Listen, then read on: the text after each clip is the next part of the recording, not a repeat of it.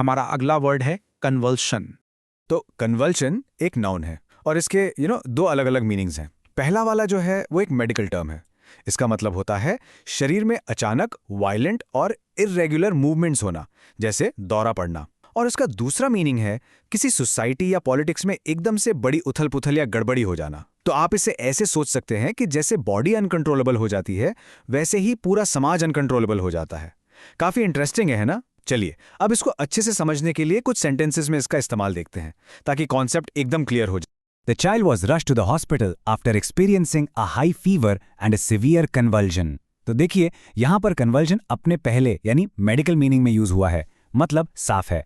तेज बुखार के बाद बच्चे को एक काफी सीरियस दौरा पड़ा और इसीलिए उसे हॉस्पिटल ले जाना पड़ा। यह इसका सबसे कॉमन और डायरेक्ट यूज है। आप दूसरा सेंटेंस देखते हैं। The country was thrown into convulsion by the sudden revolution. देखा, यहां इसका दूसरा यानी फिगरेटिव मतलब यूज हो रहा है।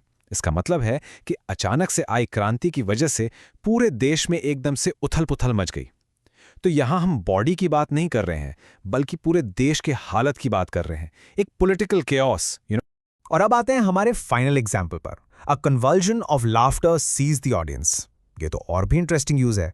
कन्वल्जन ऑफ लाफ्टर का मतलब होता है हंसी का ऐसा जोरदार झटका जिसे कंट्रोल करना नामुमकिन सा हो जाए। बेसिकली इस सेंटेंस का मतलब है कि पूरी ऑडियंस काबू से बाहर होकर हंसने लगी। तो आप देख सकते हैं कि ये वर्ड कितना वर्सटाइल है। तो एक मेडिकल प्रॉब्लम से लेकर पॉलिटिकल केओस और फिर हंसी का दौरा तक। चलिए अब देखते हैं कि रियल वर्ल्ड में जैसे न्यूज में इस वर्ड को कैसे यूज किया जाता है।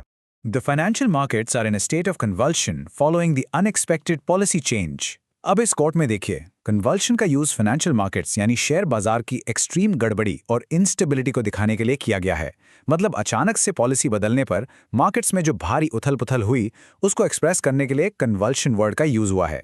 तो अब जब आप इस वर्ड के अलग अलग यूजेस को समझ गए हैं, चलिए आगे बढ़ते हैं और इसके कुछ सिनोनिम्स यानी सिमिलर वर्ड्स और एंटोनिम्स यानी ऑपोजिट वर्ड्स देखते हैं।